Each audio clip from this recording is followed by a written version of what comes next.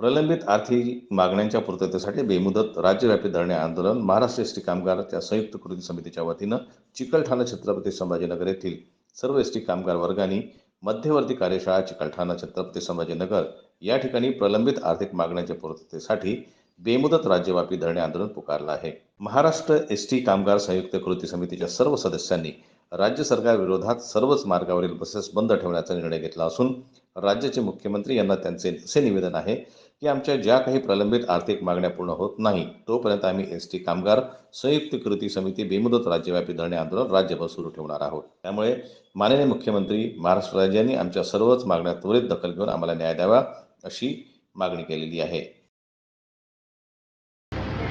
आजच्या ह्या धरणे आंदोलनामध्ये सहभागी झालेले आहेत। उद्देश हा आहे की माननीय मुख्यमंत्री यांनी 7 ऑगस्टला बैठक कॉल केली होती। बैठकीनंतर 20 तारीख दिली आणि टेबल डिस्कशन असल्या कारणाने धोरणात्मक आर्थिक बाबींचा मसुदा तयार करा। महामंडळ आणि कृती समिती संघटना यांच्या वतीने मसुदे तयार करण्यात आले, सचिव पातळीपर्यंत सबमिट केले आणि तदनंतर 20 तारखेला जी अपेक्षित होणारी मीटिंग माननीय मुख्यमंत्री महोदय यांच्याबरोबर होती ती मीटिंग त्या ठिकाणी त्यांनी लांबवण्यात आली आणि लांबवल्यामुळे एसटीतील तमाम कर्मचारी अस्वस्थ झाला आणि त्यांचा असंतोष आज या धरणे आंदोलनाच्या रूपाने महाराष्ट्रातील सर्व बसेस आज रस्त्यावरून थांबलेल्या आहेत। रस्त्यावरून ज्या 1-2 तुरळक ज्या बसेस दिसतात त्या रात्री ज्या आऊट झालेल्या होत्या त्या पूर्ववत पुन्हा आपापल्या आगारात जमा होण्यासाठीची ती प्रक्रिया आहे। म्हणून आजपासून संपूर्णपणे बसेस ह्या थांबवलेल्या आहेत, वाहतूक थंडवलेली आहे। आमचं आंदोलन आजपासून हे सुरुवात झालेले हे बेमुदत आंदोलन आहे।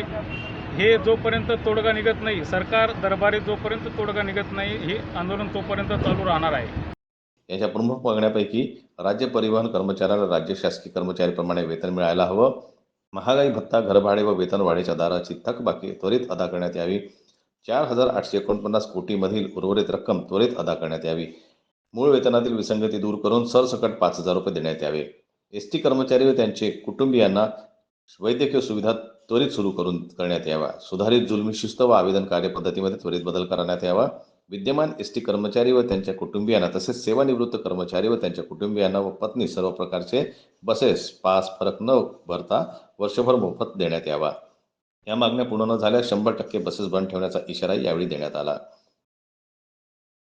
जनमत लाईव्ह न्यूज करता दिलीप वरघट यांची रिपोर्ट, छत्रपती संभाजीनगर।